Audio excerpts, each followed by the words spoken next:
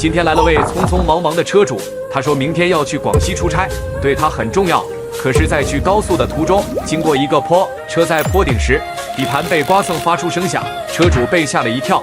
下车查看，发现车头和车尾高度不一致，在旁边修理厂问了下，才知道是减震趴窝了。小修理厂没有配件，去 4S 店肯定也是来不及了，而且费用还高。便想起之前刷视频时收藏了在广州有一家专门维修减震的维修厂，看了眼地址，一脚油就过来了。